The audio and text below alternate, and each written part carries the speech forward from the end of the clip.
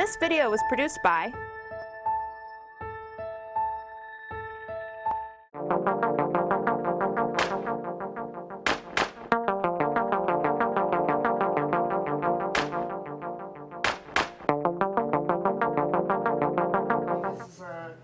Meredith Conti, assistant professor of theater at JMU. She teaches courses in analysis, theory, and performance studies, and general education courses. Yes. Woo! Yeah, thank you. She received her MA and PhD in theater and performance studies at the University of Pittsburgh, and as a Mellon Fellow, completed her dissertation on performances of illness on the Victorian popular stage. Her work in the theater includes acting, directing, dramaturgy, and stage contact choreography. And her work has been published in the Journal of American Drama and Theater and Dramatic Work and Criticism. And there's one of her essays is forthcoming in a collection on Victorian medicine and popular culture. And today she's going to talk about The Devils in the Derringer, contemporary visual depictions of Lincoln's assassination. So thanks for coming, and over to Meredith. Thank you. Thank you very much for coming. Yay, David. And thank you to David Aaron Price and Daniel Robinson at IVF for inviting me to share this research with you.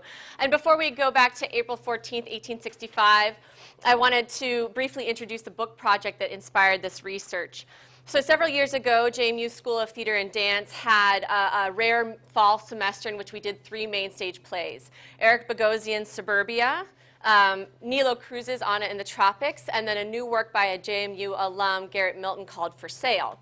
And there was not much in common with among these plays, except for number 1, they were all written by American playwrights. And number 2, they all featured handguns as catalytic instruments of the dramatic action. And about 5 weeks after Anna in the Tropics closed, 26 elementary school children and adult staff members were killed by Adam Lanza with a semi-automatic rifle in Newtown, Connecticut. So after this, in the wake of this unimaginable tragedy, when we had, the national debates over gun violence and gun control and gun rights reached a fever pitch, I found myself on a new scholarly path. And one that, I'm kind of a devout Victorianist, and I will admit, pretty gun-fearing American, but I found myself into this unfamiliar territory, which is very exciting for me. So, the project's tentatively titled Spectacle and Smoke, Guns in the American Theater. And the manuscript will be the first full-length study to examine, well, it's the first full-length study, hopefully, to examine instances of guns and gunplay on or around American theater, so within the space and surrounding areas. My aim in writing this book is to illuminate the ways in which the theater, its performances, its history, its people, its literatures, its policies, bears the imprint of America's complex relationship with the weapon that helped forge its nationhood.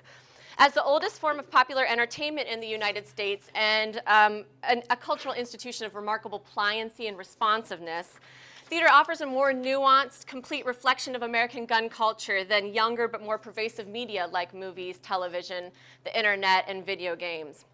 Whether glorifying firearms as symbols of frontier masculinity, condemning them as lethal tools of convenience, or presenting one of myriad kind of interpretations in between, the performances of guns in the theater are many things, but they're never indifferent. Of course, any cultural study of guns is a cultural study of the people who wield them, either literally or metaphorically, and the actions they take.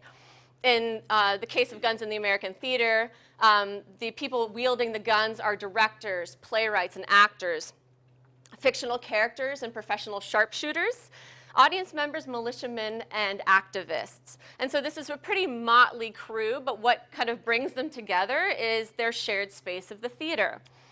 So there's an implicit promise in the theater that fantasy reigns supreme, and seemingly harmful acts are in actuality benign. This allows sharpshooting displays to entertain, and onstage gun violence to shock but not threaten. But of course, this also renders instances of real gunfire in the theater all the more destabilizing, as certainly was the case on this rainy spring evening at Ford's Theater.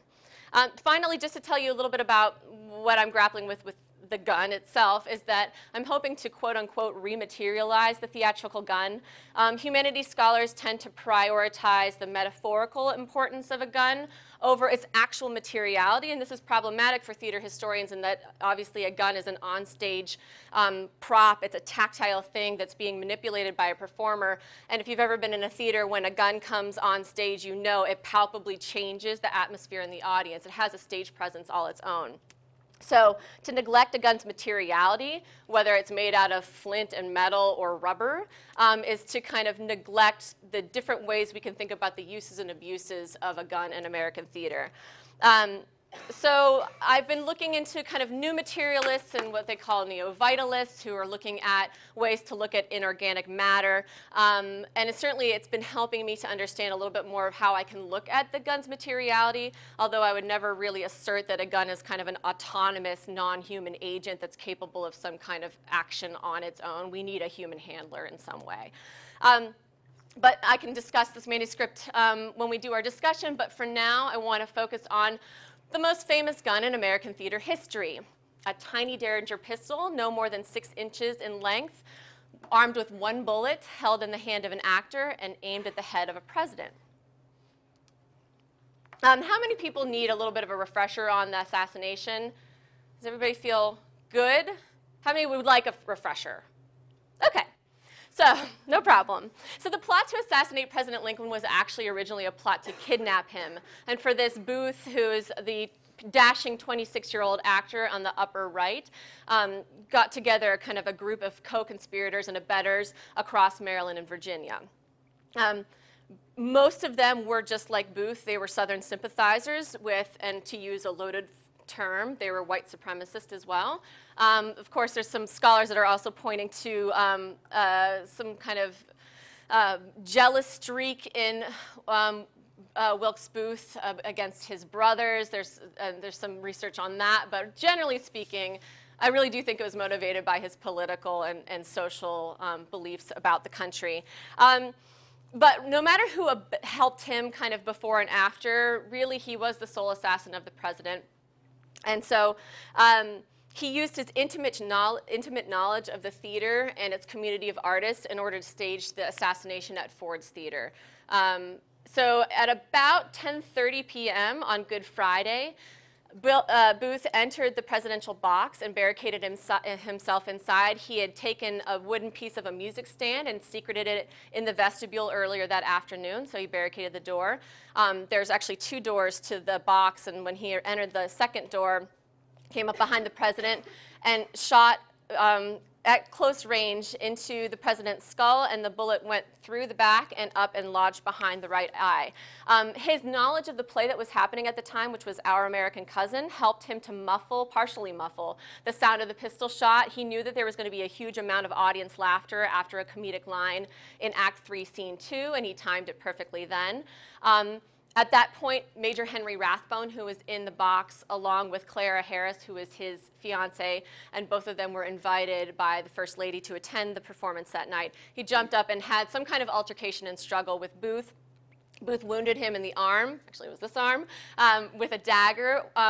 Booth had dropped the weapon sometime within the time of the box, and it was recovered after everybody had left the theater and somebody had come back and found the Derringer actually in the box. So after wounding Rathbone, Booth leapt over the banister and jumped to the stage floor about 12 feet below. And he very famously caught his spur on the kind of American flag that was used as decorative bunting, which caused him to lose his balance a little bit.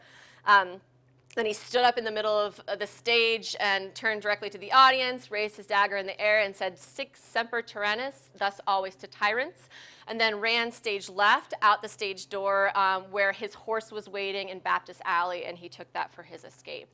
So the time between the pistol shot and the moment that he left the stage door was probably no more than 90 seconds in length. So it's small wonder that a lot of the people in the theater didn't actually know what had happened until Rathbone cried out, "Stop that man," and people started to hear Mrs. Lincoln's anguished wails coming out of the box. So not long after the dying president was moved to the Peterson house, which is where he was until he died at 7 a.m. the next morning, newspapers started getting telegraphs explaining the assassination attempt, as well as there was an attempted murder on Secretary of State William Seward by one of the co-conspirators. So newspaper editors kind of spent the wee hours of April 15th rewriting their morning editions to include the information, as well as there was an official dispatch that was coming out of the Secretary of War, the War Department, kind of announcing the assassination attempt. If you read these morning editions, they're kind of rife with inaccuracies and overstatements. Some of them actually say that Seward died of his wounds, which he had not. But of course, by the time of 7 a.m., people had learned of the president's passing as well. But this whole thing dominated headlines for about 2 months, more than that, because the military trial of the co-conspirators also dominated headlines. In the early days of this kind of journalistic deluge, most of it was very text-based. Sometimes they featured reprints of older photographs or images of Lincoln and Booth, but there was nothing new. But about a week after the shooting happened, we start to get sketches in newspapers of the assassination. So an actual image dedicated to the assassination attempt. This was in the National Post-Gazette. It's the first one that I found, specifically because up at the top it says that this is the week ending April 22nd, 1865. And the whole kind of collage of images is called the Assassin's Carnival, and if you can see in the upper right-hand corner is the assassination image. But as the newspapers are doing this, printmakers across the country are working kind of round the clock to create lithographs of this event to be able to sell commercially.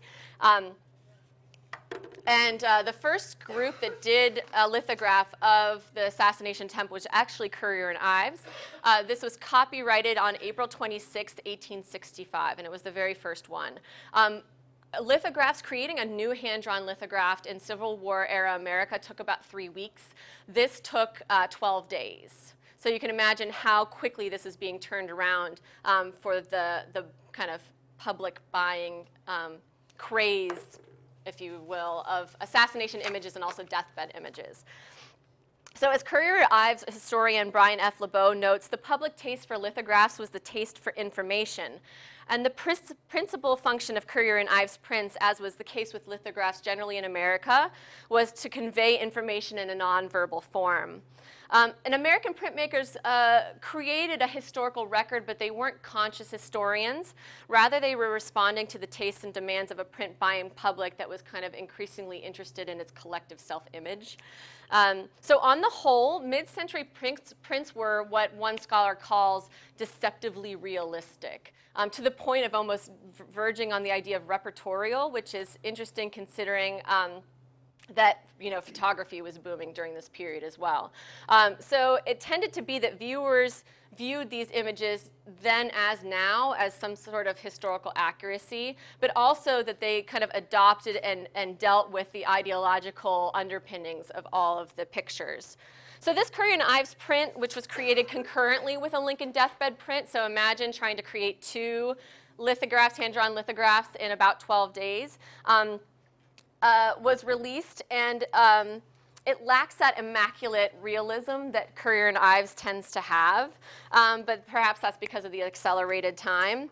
And the way that people are talking about that is if you look at the Booth's arm compared to his head size, it's kind of disproportionate, right? So he looks a little stubby, and some scholars, one critic I read said that he thought that that was the mark of an unseasoned hand. And in my mind, I don't know that Currier and Ives would entrust this image to an unseasoned hand. Rather, I think that 12 days of trying to create this image maybe pressed the artist for time. So soon, visual images of the assassination both multiplied and diversified. And what emerged was kind of a rich pictorial catalog of the assassination that I've kind of broken into roughly 5 major moments: the plan, the approach, the deed, the leap, and the flight. And I'm not looking at the images of Booth's escape, by the way. Only when he is on the stage. After that, I haven't looked into those images as part of this. So taken separately, each of these categories has its own thematic and aesthetic hallmarks, but taken together, the catalog of assassination images helped to initiate the symbolic apotheosis of President Lincoln, a transformation that was made even more explicit in later, more elegant pictures, if you've seen any of these. You know, it's quite explicit that he is being deified right there.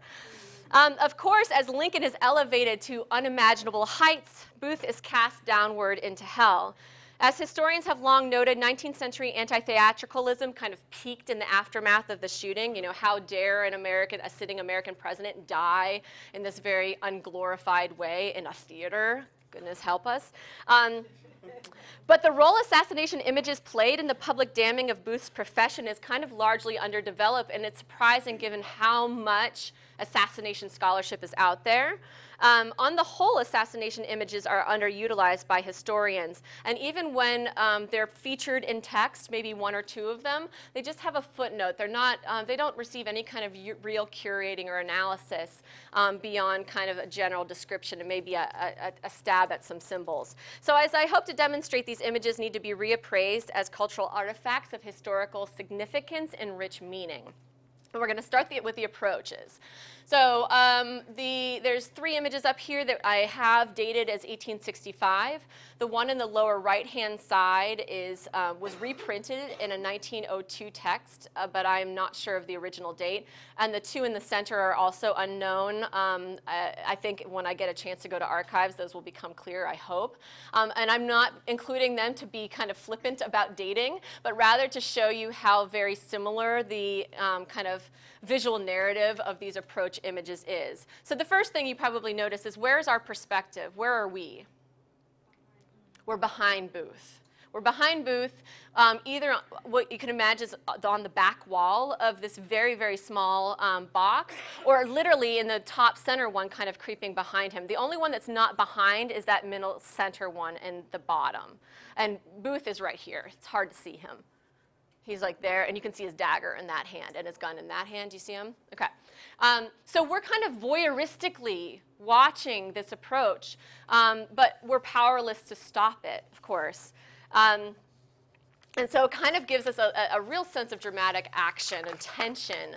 It's very distressing also when you notice that everybody that's in the box is wholly paying attention to the diversions of the stage, and they're completely unaware of the figure that's approaching. So they're very vulnerable. I mean, certainly the president looks like a sitting duck in every single one of these pictures, because he was.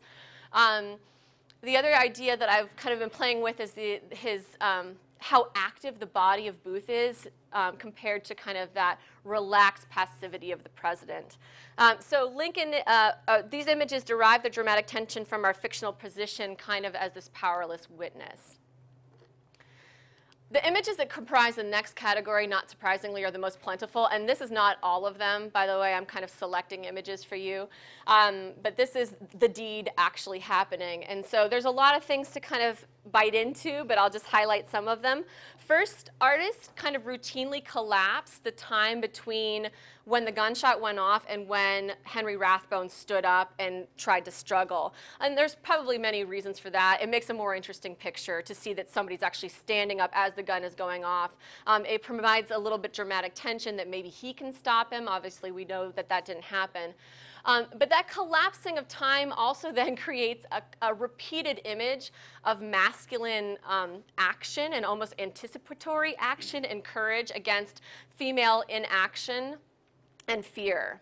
And that's not a surprising tableau given mid-century kind of gender constructs, but it's a repeated image of the women kind of standing or sitting or fleeing, whereas we have this masculine figure kind of trying to stop things. Second, unlike the copious deathbed images, which often show Lincoln laying in the bed, pain-free, very relaxed body, these images actually allow Lincoln to have expressions of discomfort, shock, anguish on his face. Certainly they're probably fictional, but makes the image a little bit more dramatic. Lincoln is pictured both in a state of kind of stoicism and fragility, which is really kind of lovely considering he is, as this image announces, the martyr of liberty by this time. So he's both kind of fragile as a human, but strong as a figure. Patriotic and Christian symbols furnish a lot of the the emotional poignancy of these pictures. You can see often he's either clutching an American flag, the bunting below him, or he's flanked by the flag. He sometimes in some of these images is either looking upward or beckoning with his hands upward. And certainly we have images of Mrs. Lincoln actually clasping her hands toward him. It looks a little bit like she's praying. I've been playing around a lot with this Gunsmoke above his head. So, you know, in a way it seems like, first of all, it's a common denominator among all the images. Is it some kind of profane halo, as it certainly seems to be in some of them? Or if you really want to read it using Mary Todd Lincoln's kind of spiritualist fervor, it's his earthly spirit leaving his body, if you really want to go into that. I even kind of in the wee hours of the morning for myself see a little bit of Last Supper in the center top image. Does anybody else see that? Okay, both in perspective and composition. And that's not that weird considering that preachers and politicians and poets the very next day were referring to him, you know, he's the second martyr of Good Friday and Jesus Christ was the first. The leap images.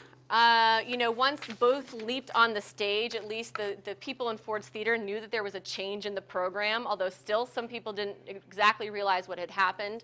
But certainly these images kind of have a dynamism that is even absent in the first two set of images, despite how active that subject matter is as well.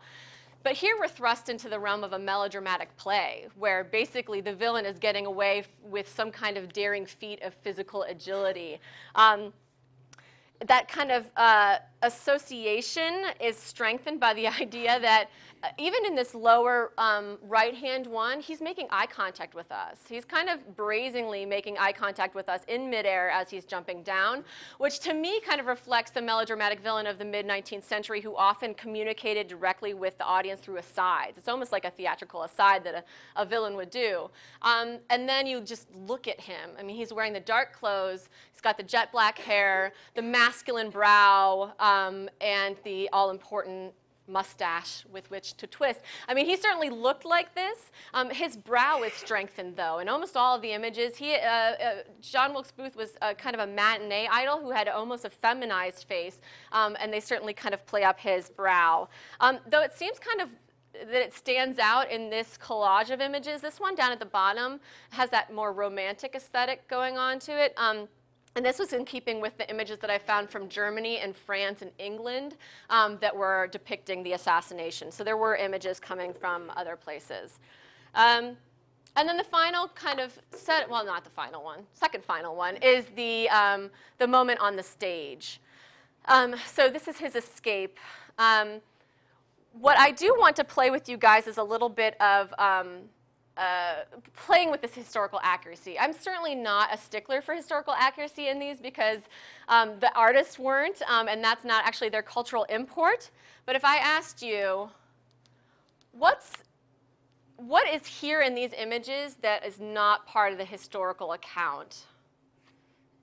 Or who?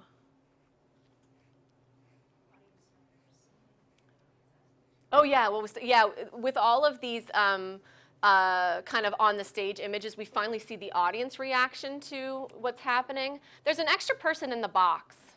There's a woman. Who's that girl? I've been playing Who's That Girl with these two images a lot, and I've come up with two theories, one I believe more than the other.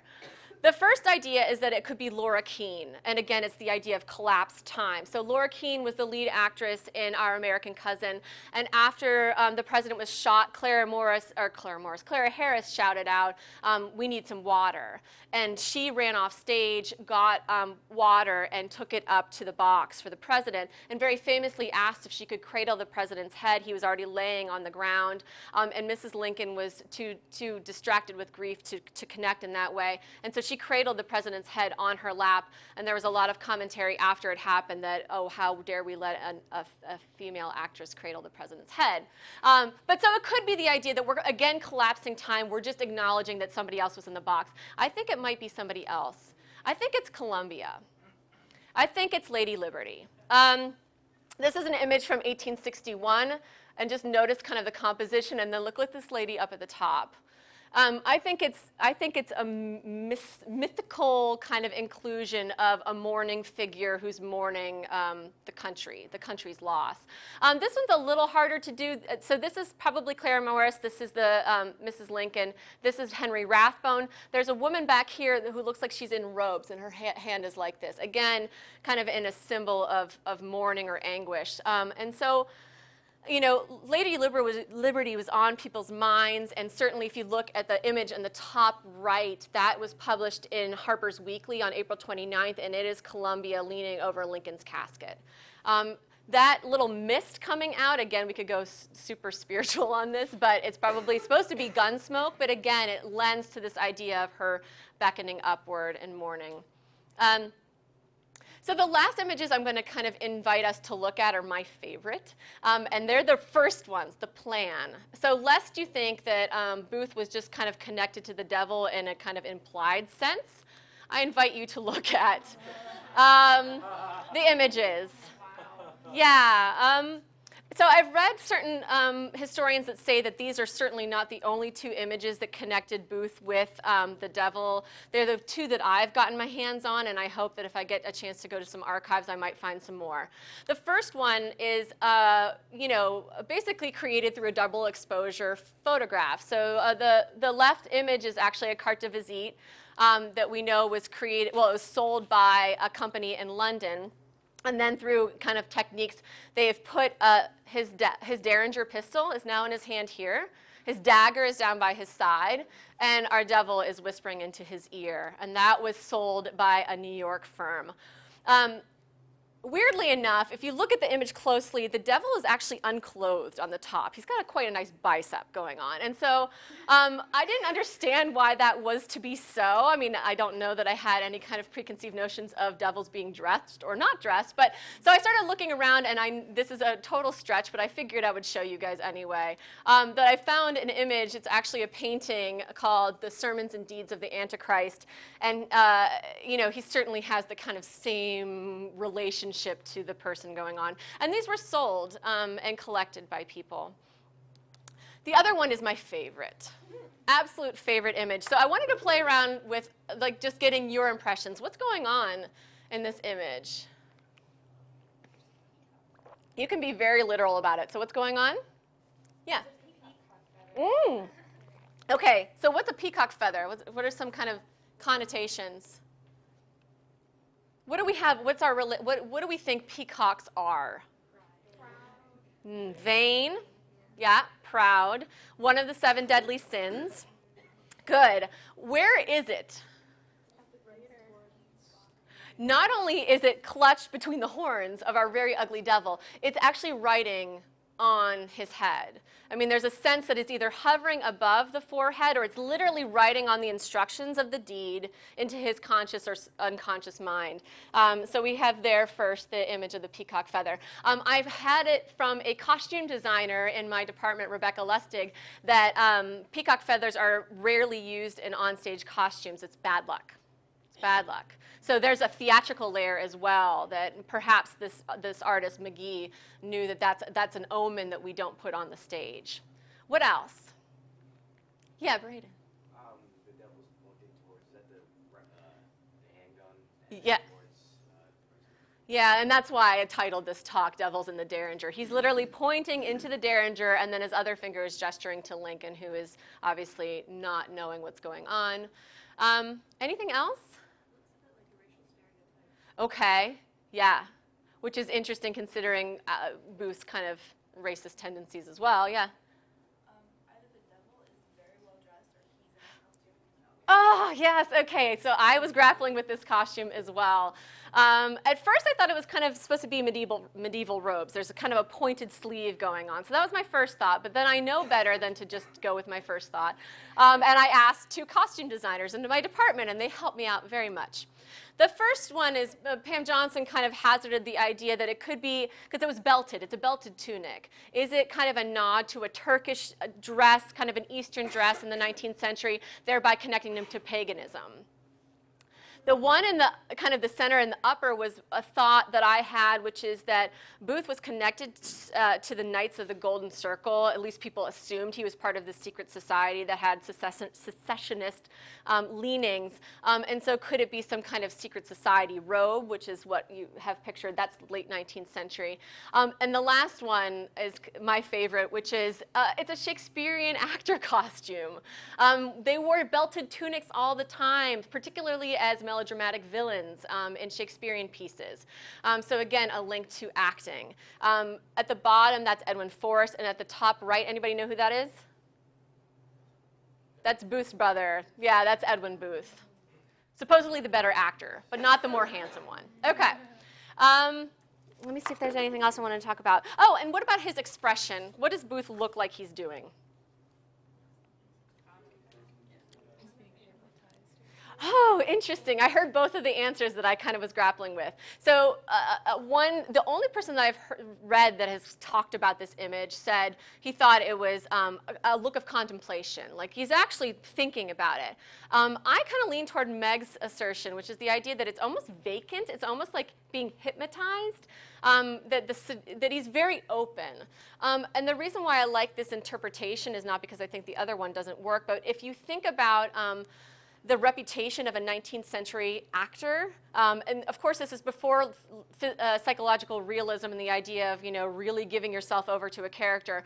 But 19th century actors were suspect in that they somehow, this kind of public believed that they kind of made accommodations for another personality to come into them on stage. You adopt a new personality, you adopt a new character. And so the idea of the act of dissembling, of acting on stage, means that you can somehow push aside your own personality to make room for somebody else.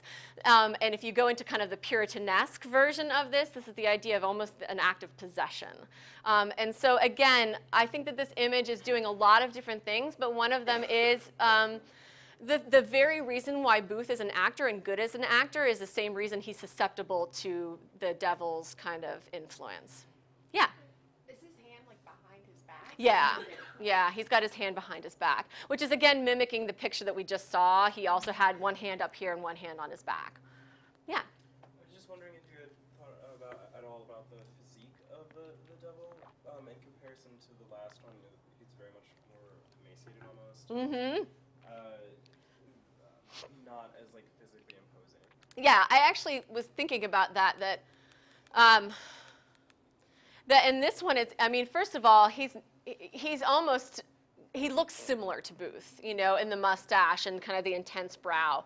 And he's kind of this muscular devil, whereas this one, he is emaciated. He is, he's got hair kind of growing out of everything. So anyway, let me move just to the end, which is basically that I just think that these images require a lot more attention, that they're kind of being almost made invisible in the kind of scholarly record. They're being featured every once in a while, but they're not really kind of being curated in the ways that I think that they can be, which is not only images of the event, but kind of expressions of kind of public opinion about acting, the theater. And so, I think that they deserve a little bit more scrutiny than they've had. So, thank you. And I take questions.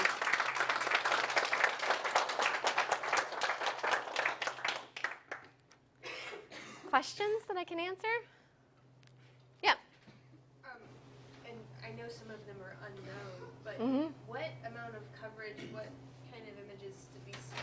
Were there any particular Southern media outlets that covered things differently than? Ooh, most of the images I've found are Philadelphia and New York. That I have not actually found one that has been labeled that it's been produced from the South. There are some, it's a good point because in this kind of moment where we spontaneously deify a president who was very polarizing, not everybody in America loved Lincoln. And there were tons of people in the South and Southern sympathizers who hailed Booth as their hero. But I didn't see any images that I would say feel like they've emerged from that opinion. I think that that's a dangerous opinion to kind of put out there, whereas these are very much that kind of deifying the president. Yes, please. In the spring of 1865, it's open question how many presses were actually operating in the South. That's a very good point. And most of my newspaper clippings are also coming from New York, Philadelphia. Yes, please.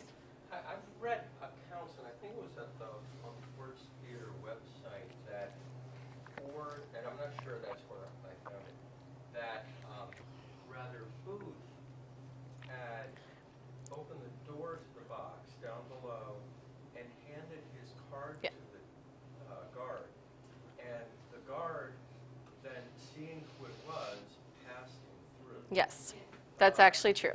So that is true? Yes, that's true. He didn't have kind of official guards in kind of a armed sense. Lincoln was actually chastised by a lot of people who thought he should be more well protected given how many death threats he had gotten since the beginning of the war.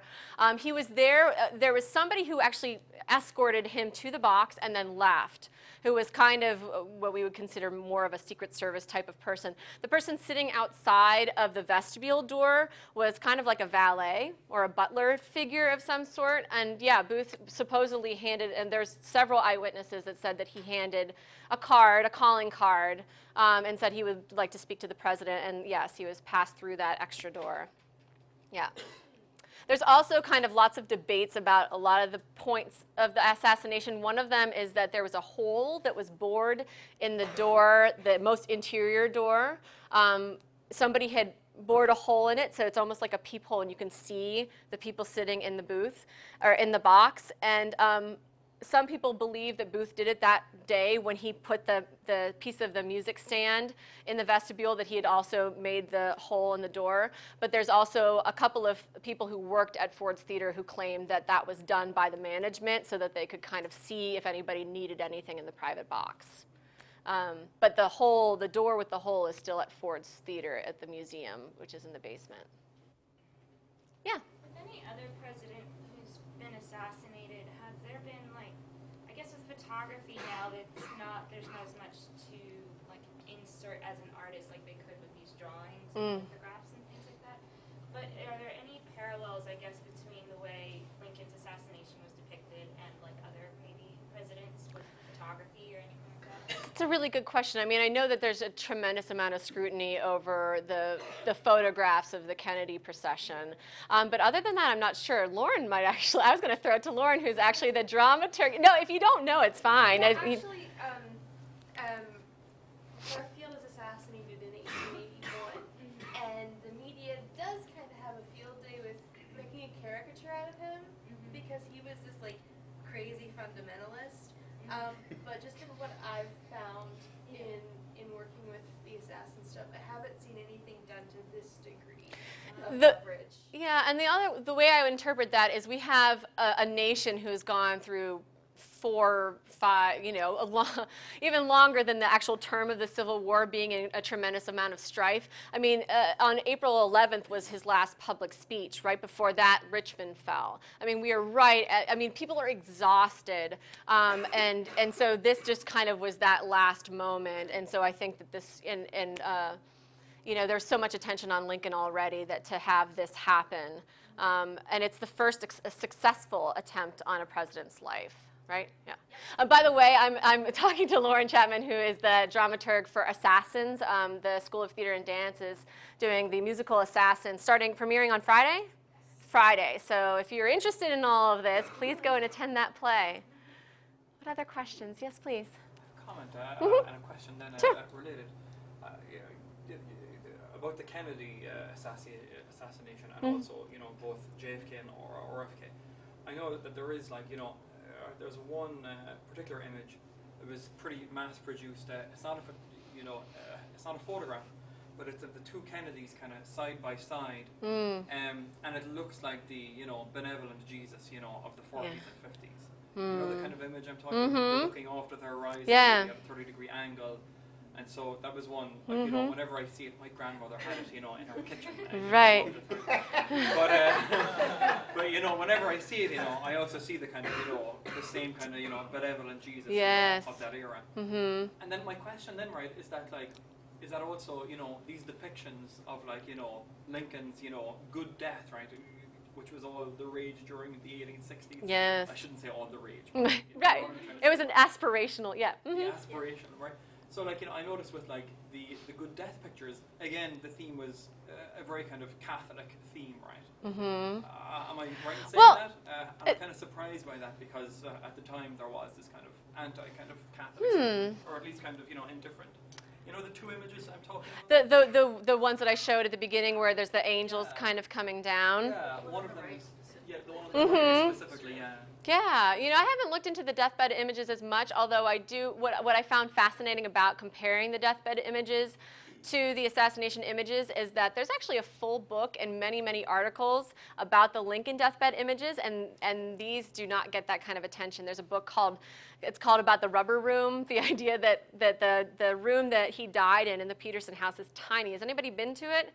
It's tiny, but the artists, it started out as having about 8 people around his body as he's dying, and then by the end, the last one is something like 44 different people in the room, and the idea was that the artist wanted to pay tribute to anybody who had come calling that evening, and so they crammed them in the room at the same time. So of course, it's a really wonderful and kind of fruitful area of research, but these images don't get that kind of scrutiny. I haven't kind of looked into the idea of Catholicism versus Protestant imagery in these yet, but excuse me, yeah, go ahead. When I saw those two images, immediately came to mind were very famous images that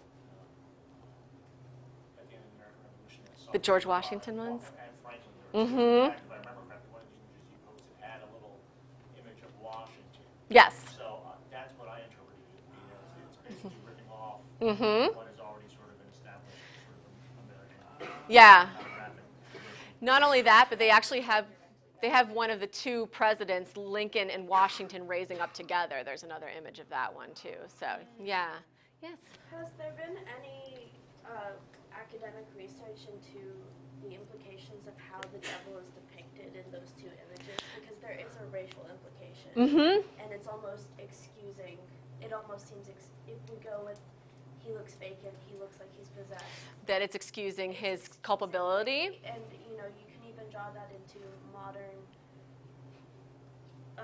gun violence, where a lot of times, if it is a white perpetrator of gun violence, then he is excused as mentally ill.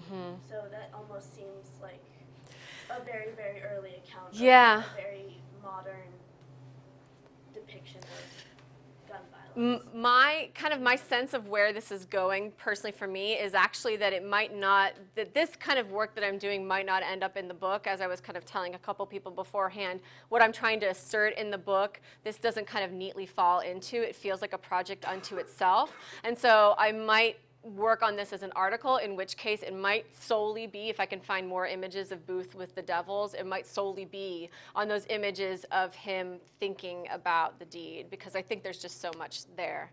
Yeah.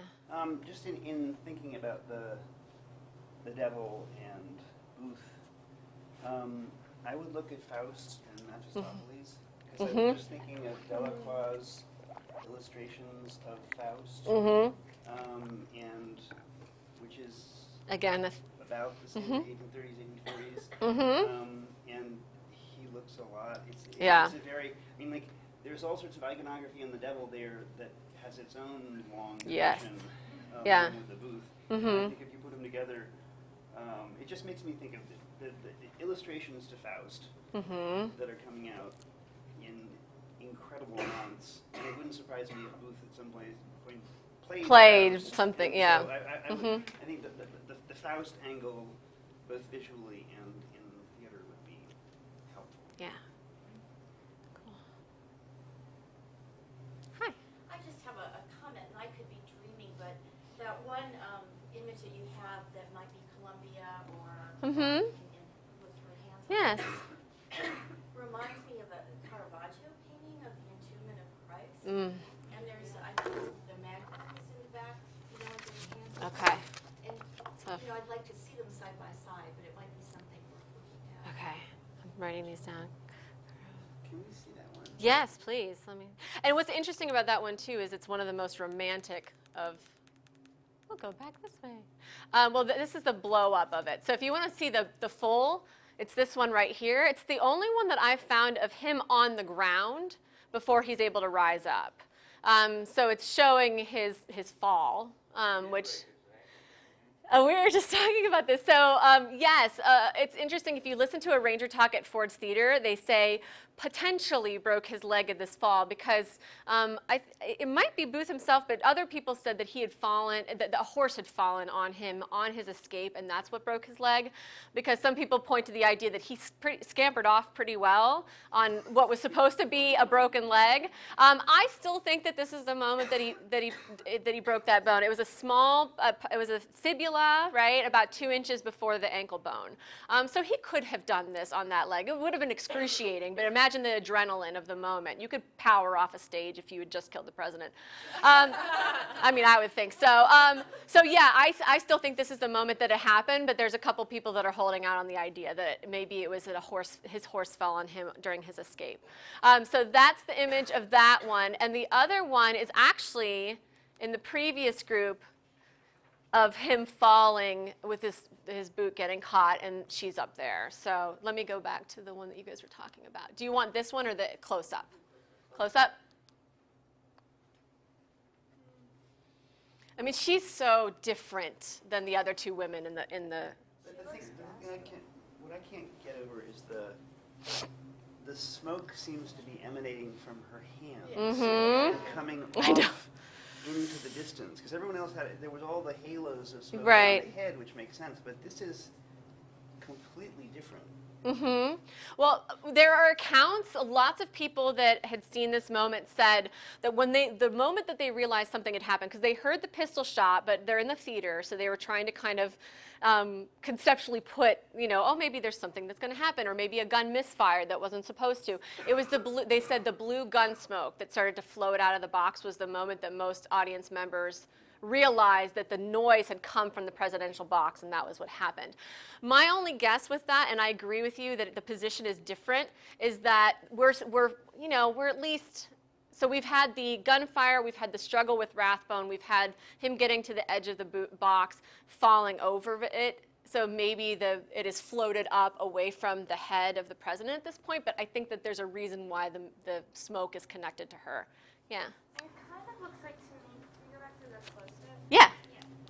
To me, almost looks like that she got shot in the back, and the smoke is coming out and then going over like with Lincoln's death, so Liberty dies. Yeah. Yeah. Liberty dies along with Lincoln. Yeah. You can't see her hands. Yeah. No. That seems like an interesting. Like she's in some kind of pain. Yeah. Yeah. Yeah, I just don't know what to make of the second lady. I don't know. But you know what? This is not uncommon. There's a couple other illustrations of the box in which there's 4 different male figures just hanging out there. They were never there until they called for a doctor, and surgeons were able to get up and work with the president, but they weren't just standing there at that moment. So it's not, they put people in the box that weren't supposed to be there, but these two strike me as purposeful. They don't look like accidents. They don't look like trying to populate the scene in that kind of way. I love them, yeah. Speaking to the fact of whether he broke his leg either jumping or actually on the horse, I was wondering how many depictions you had found of him actually either jumping to the stage or on the stage that were, I guess, weaker versus, because some of the images almost seemed graceful in the way. Yes. It almost looked like a stag leap or something. Yeah, they do. Yes, I mean, this one especially is like, he's just like, I'm ready, I'm done. There's a lot of things going on. Yeah, this one, first of all, look at the, it's like 3 feet, that jump. So talk about, kind of inaccuracies of perspective and stuff like that. This is probably about the right distance. You can tell that one of these is copying off the other one, if you can tell how close these 2 images are. So they're kind of neck and neck. The fact that this one keeps getting, there's this guy, he drew for Frank Leslie, the newspaper in England. I think that that's the original, and I think that this is kind of an offshoot of that one. But there are. This is the one that shows him kind of really catching his foot and kind of being off balance, and he almost looks worried. That's the only one that he looks worried. This one's like, I'm fully in control. This one's like, you know, this one like strikes me as like the images of those like robust highwaymen, like, you know, from the 18th century kind of thing. And then this one, he's kind of all business, but, and very kind of in control of the jump.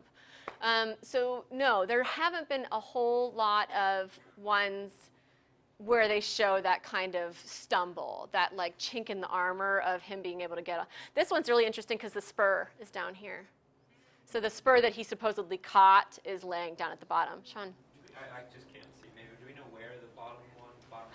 This one is a Philadelphia one. Was it a more? It seems to be more typical than everywhere else, and it's the only one that where Lincoln is standing up and grasping his head in a melodramatic manner. Yeah, which he absolutely never did.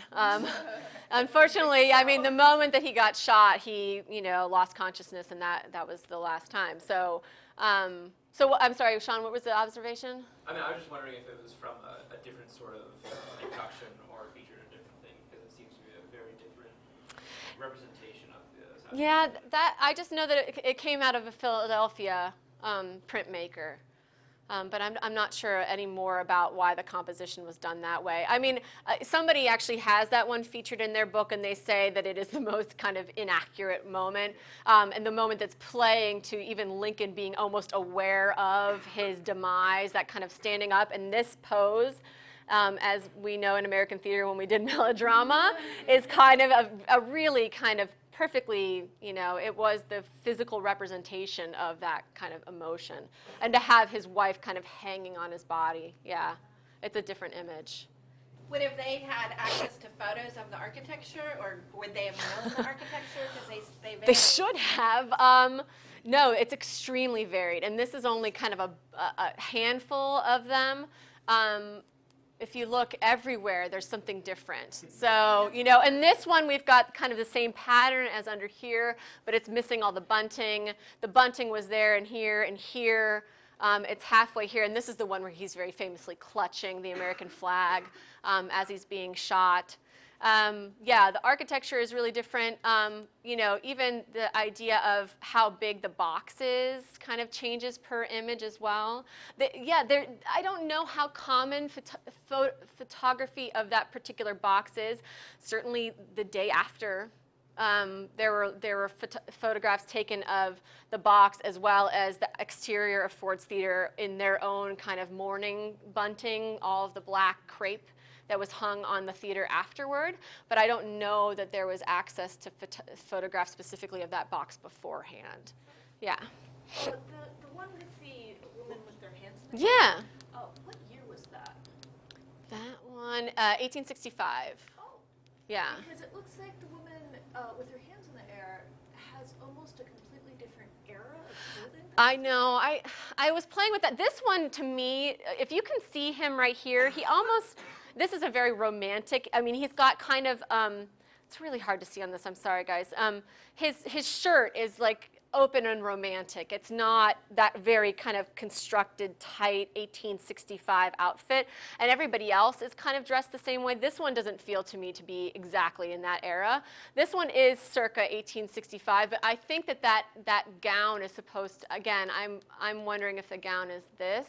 Yeah, it's like something. Yeah, because it doesn't feel. It doesn't look like it's of the era. Right. Quite. No. It's a little different. Which I guess is. I'll have to. I mean, I got the date of circa 1865, but you know that might warrant some searching. You know, maybe not based on actual clothing. Yeah. Based on kind of romantic. Yeah. I was going to say I was going to agree. I was seeing it earlier the way her I forget the term from our costume history class, but the side muscles on the waist emphasize the waist. Their hair also trips me up too, because their hair doesn't look the same as the others too. Yeah. Older. Or newer. I would have actually guessed more like 1880s. I was thinking 1880s when I saw that. I'm gonna have to work on it a little bit more, but yeah, it was by Stephen Davis. Yeah. Although I mean, Columbia is also pictured in this one as having kind of this sleeves exposed. Yeah. I know. Yeah, I don't know where the columns came from. Yeah, and then she's kind of, yeah. When I first saw that, I thought it was a baptism. A baptism. I mean, Uh-huh. you've got the columns on either side, the things. I mean, I just glanced, and there was the priest in the center, and then there was a mother, and then maybe something was being held down. And I realized that no, it's not a priest standing up; it's Lincoln slumped in his chair. Yeah, but the way it looks is very biblical. Yeah. Mm-hmm. Yes, please. I was wondering if there's a way to sort of think about these collective images of Booth. I mean, in some ways, these images are still about Lincoln.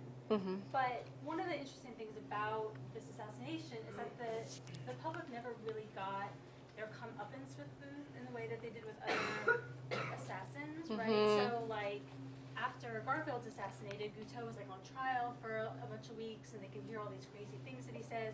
And Booth kind of, like, is shot, sort of, to use your theatrical metaphor, like, off stage, right? He had this, like, private autopsy where there's only a small number of people who were allowed to see the body, and then he gets buried. And the only part of him that people could see was his spinal cord. They took the part that was damaged by the Union bullet and put it at the Army Medical Museum, which then was actually housed in Ford's Theater after they closed it. So I'm wondering, that's a long way of saying if, like, there's a way they want to see Booth, they want to see him in a number of different ways because the historical circumstances basically took him out of the public. Yeah, and it wasn't long. It wasn't long before there were a bunch of conspiracies that wasn't actually Booth in the barn, and that, you know, they have, you know, some kind of mummified, and then there was, you know, that he had gone west and kind of died there, and yeah, so there is that kind of longing for some kind of, you know, closure, or just to be able to kind of see and interact and engage with him in a different way. What does it mean, like, it's the gun and then the leap on stage is the dagger? So it just seems like what was he thinking, like, with that whole display and, like, the difference of the weapons? Yeah, I don't know, except for I do know that his dagger had some kind of phrase on it, something about liberty. So the dagger was even engraved with something that had that kind of feeling to it. Yeah, I mean, he really... And then, of course, there's lots of kind of back and forth from witnesses whether or not he said, well, first of all, Booth says he said Sic Semper Tyrannis in the box while he was shooting the president. He left his diary, which was really kind of like a date book, and he just kind of filled in things, and he was like, first of all, I didn't do that. He was reading newspapers about himself, you know, so again, we get this sense that he really cares about his self-image, and he's very narcissistic, and he was kind of refuting things that happened, but he remembered it completely differently than about hundreds of other witnesses, which is they all remembered him standing at the center of the stage saying Sic Semper Tyrannis. So he's almost trying to kind of like rewrite his narrative in that kind of way. Some other people said that as he left the stage, and if you're interested in this at all, the one thing I thought I was going to do with this piece, which was when I started reading, I thought, isn't it interesting that nobody has looked into the people who were in the theater and what their story is? And then I found that somebody in 2013 wrote a book called Backstage at the Lincoln Assassination. It's a really wonderful book, but I was like, you know, that moment where you feel scooped. Yeah, I felt like somebody had gotten there before me. But he does a wonderful job of that, and it's one of the stagehands who says, as he was passing him, he said, I have done it. And we don't know if he said that. Somebody else, a witness, thought he said, the South has been avenged, as he's walking off. So there's just a lot of kind of lore and confusion around it, and people kind of articulate what happened in different ways. I don't know why the pistol ended up, and I'm wondering if it came out during the struggle. Rathbone doesn't actually, I wonder if Rathbone's thing says, I think he might say whether or not he dropped it purposely, but yeah, the dagger, and that's why people were so confused as to what had happened, because they see a weapon that's a dagger, they heard a pistol, the two weren't working together. That's why there was so much confusion in the house, so. Thank you.